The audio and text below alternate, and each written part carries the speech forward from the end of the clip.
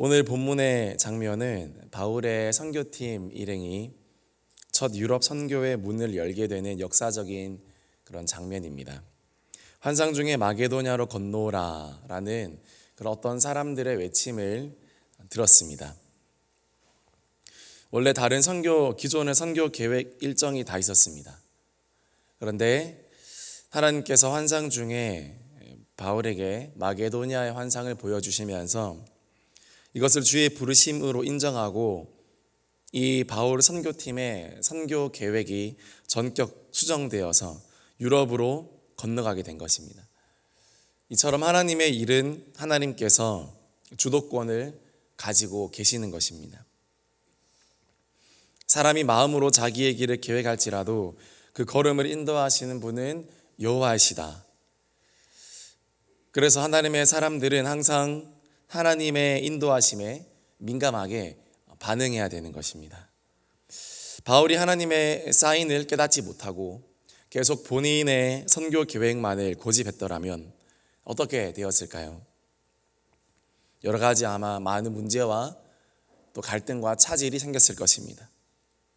그러나 사도 바울이 하나님의 계획과 그리고 하나님의 이끄심에 순종할 때 그 사역이 열려지게 된 것입니다. 시기적절한 순종은 마치 좋은 기회와 같아서 더 좋은 열매를 맺게 하고 그리고 더 좋은 만남을 만들게 됩니다. 그래서 순종은 가장 좋은 사역입니다. 우리 같이 따라해 보겠습니다. 순종은 가장 좋은 사역입니다. 그렇습니다. 순종이 가장 좋은 사역인 것입니다. 나는 교회에서 하는 일이 없고 나는 거창한 일도 하지 않고 나는 아무것도 교회에서 하는 게 없다. 그래서 나는 사역할 수 없다. 그렇게 생각하면 그거는 오해인 것입니다. 리더가 아니더라도 교회에서 맡은 어떤 직무가 없다 할지라도 그렇게 조용하게 계시는 성도님이라 할지라도 대형교회 선포되어지는 말씀과 또 하나님 인도하심에 철저히 순종하는 인생을 살고 계십니까? 그러면 그분은 우리 교회가 자랑할 만한 사역자입니다. 가장 순종 잘하는 그분. 아무리 중직자고 그리고 리더고 많은 일을 맡았고 많은 영혼을 맡았지만 순종하지 못합니까? 순종할 수 없습니까? 그러면 이름은 사역자 또는 그렇게 말할 수 있겠지만 사실 자랑할 수 없습니다. 왜냐하면 순종은 가장 좋은 사역이기 때문에 그렇습니다. 내가 주도적으로 해나가는 것이 사역이 아니라 하나님께서 주도적으로 해나가실 수 있도록 철저히 순종하는 과정 그리고 그 작업이 바로 사역이라는 것입니다. 사도행전을 성령행전이라고 그렇게 말합니다. 그러나 또 하나 더 붙이자면 순종행전이다 그렇게 말할 수 있습니다. 사도행전은 순종행전이다. 순종의 사람들이 하나님의 일을 이룬 것이다. 위대한 사람들의 이야기가 아니라 위대한 사람들의 이야기가 아니라 평범한 사람들의 위대한 순종을 기록해 놓은 이야기가 바로 사도행전인 것입니다. 평범한 사람들의 위대한 순종. 그렇다면 저와 여러분들도 그 주인공이 될 수 있을 줄 믿습니다. 성령께 순종할 때 어떤 일이 일어나는지, 사도 바울이 얼마나 대단한 사람인지, 베드로와 바나바가 얼마나 위대한 사람인지를 나타내주는 책이 아니라 평범한 한 사람, 흉악자요, 박해자요, 죄인 중에 괴수였던 그들이 성령께 순종했을 때 어떤 일이 일어나는가를 보아라.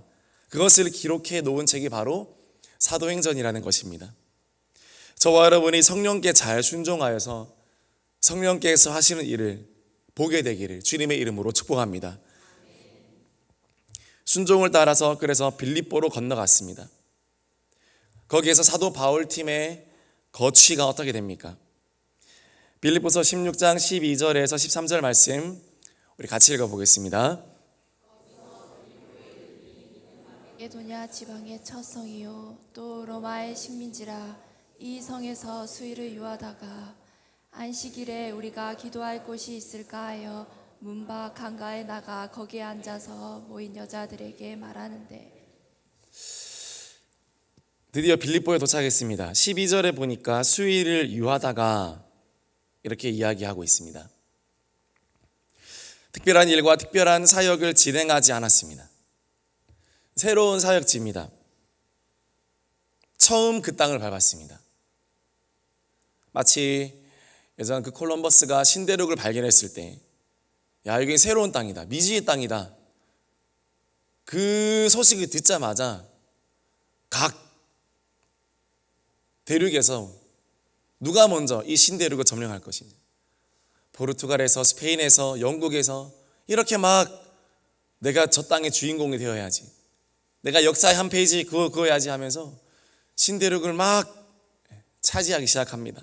전쟁입니다. 전쟁. 오늘도 마찬가지입니다. 그런 역사적인 페이지를 멋지게 그릴 수 있는 이 사도 바울의 선교팀입니다. 사람들이 많이 모이는 곳으로 가서 대중 집회를 하고 크게 사역하면 얼마나 좋겠습니까? 그러나 바울의 선교팀은 신중하게 움직입니다. 수일을 유합니다. 거기서 아무것도 하지 않습니다. 수일을 유하면서 하나님의 인도하심을 기다립니다. 그리고 13절 보니까 안식일까지 기다렸다가 안식일에 우리가 기도할 곳이 있을까 하여 문 밖 강가에 나가서 이렇게 이야기하고 있습니다. 오늘 본문에 나와 있지 않지만 오늘 이 루디아 본문이 끝나면 뒤에 점치는 귀신 들린 여종을 만나는 그 본문이 나옵니다. 그런데 거기에도 비슷하게 시작합니다. 사도행전 16장 16절 말씀에 우리가 기도하는 곳에 가다가 점치는 귀신 들린 여종 하나를 만나니 라고 이야기하고 있습니다. 기도하는 곳에 가다가 라고 이야기합니다. 기도하는 곳에 가다가 귀신 들린 여종을 고치고 기도하러 가는 길에 루디아를 만나게 되었습니다. 루디아를 만나기 위해서 간 것이 아닙니다. 귀신 들린 사람을 고치러 간 것이 아닙니다. 하나님께 기도하러 갔을 때 그런 사역들을 만나게 되었고 또 그런 사역의 열매를 맺게 되었습니다. 우리가 기도의 처소를 찾아올 때 하나님께서도 함께 움직이신다는 사실을 믿으시기를 바랍니다. 오늘 난 너무 많은 것들을 하려고 합니다. 너무 많은 사역들을 하려고 합니다. 너무 많이 돌아다니려고 합니다. 정작 기도의 처소로 잠잠히 나아오는 이들은 적습니다. 하나님은 잠잠히 수일을 유하다가 새로운 유럽 선교지다, 미지의 땅이다, 신대륙이다 들뜨지 않고 하나님 앞에 수일을 유하면서 기도하며 하나님의 인도하심을 여전히 구하는 사람, 그 사람들을 통해 하나님의 역사를 이루어 가시는 것입니다. 한국에 많은 교회와 기도원들이 있었습니다. 기도원마다 기도하는 사람들의 발길이 끊어지지 않았습니다. 그것이 한국 교회의 동력이었고 그리고 그로 인해 한국 사람들의 심령이 강해졌습니다. 한국 사람들의 심령이 강해지니까 어떻게 되었습니까? 그들이 하는 사업도 잘 되고 장사도 잘 되고 비즈니스도 잘 되고 공부도 잘 되었습니다. 그래서 이 나라가 잘 되었습니다. 교회가 한창 부흥할 때 이 나라도 부흥했습니다. 경제적으로, 공업적으로, 상업적으로 다 부흥했습니다. 기도와 함께 맞물려 가는 것입니다. 그러나 기도하는 오늘날 앞선 자들은 다 사라지고 이제 그 후대들이 남았는데 이 끊어지고 멈춰진 기도의 발걸음, 이 기도의 유산을 살릴 자가 누구겠습니까? 하나님께서 다음 시대에 사역의 축복을 누구에게 계승해 주기를 원하시겠습니까? 누구에게 그 바톤을 넘겨주기를 원하시겠습니까? 하나님은 그 사역의 계승자를 오늘도 찾고 계시는 것입니다. 오늘도 여러분 기도의 처소를 찾아 기도하러 나오는 성도님들과 또 우리 다음 세대들에게 하나님께서 하나님의 유업을 계승하여 주실 줄 믿습니다. 그 위대한 유산을 탐내기를 소망합니다.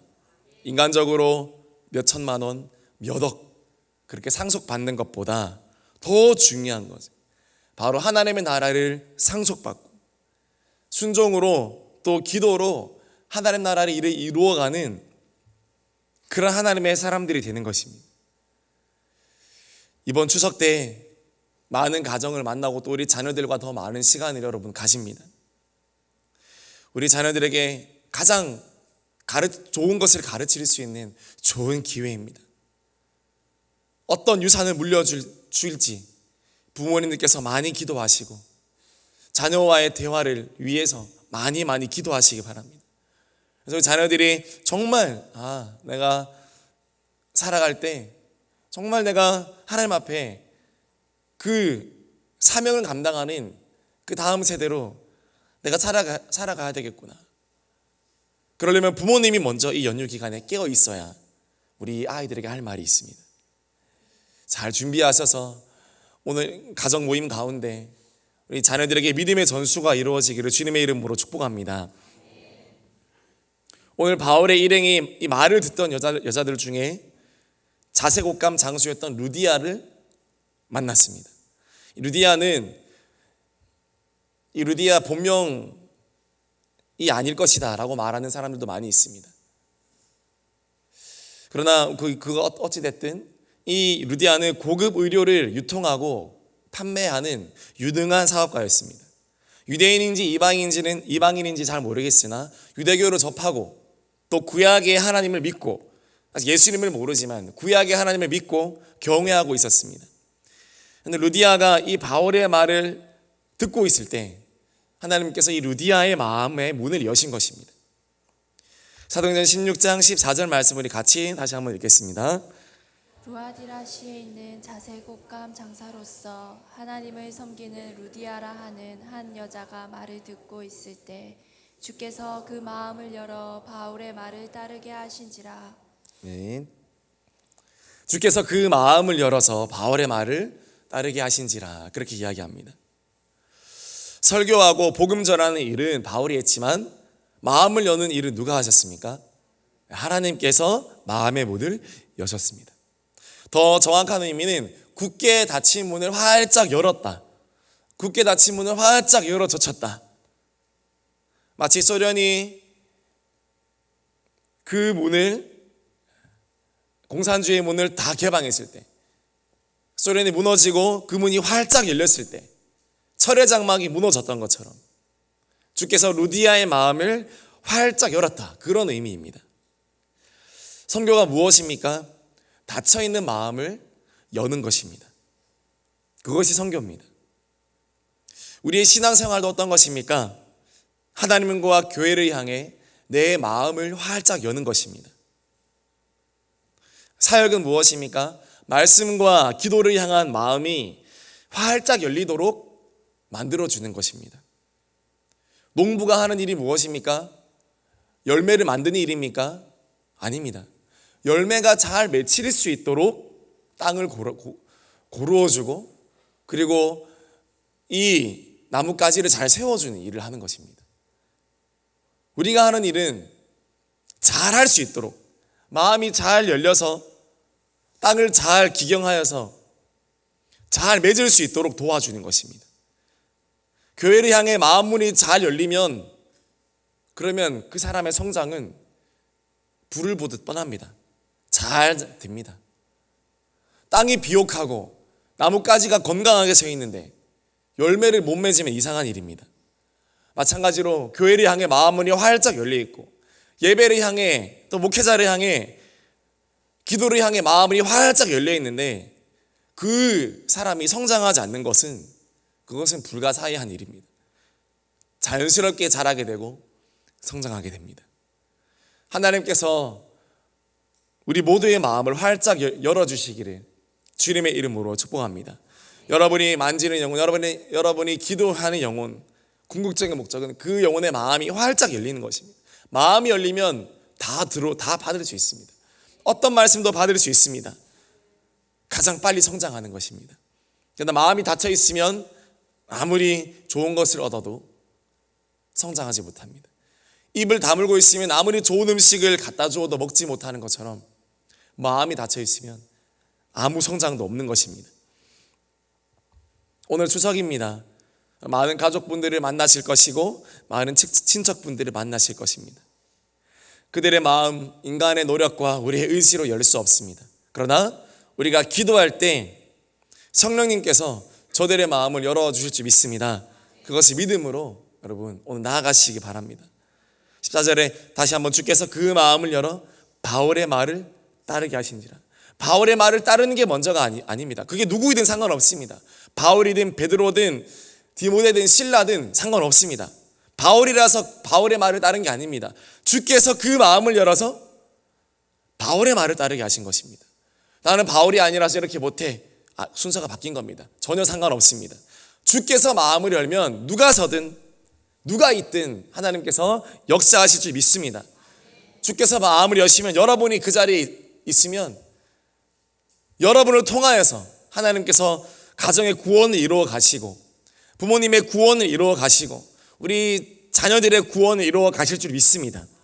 이 추석에 그 준비된 영혼, 그 한 명의 영혼을 만날 수 있기를 기도하는 이 새벽이 되기를 축복합니다.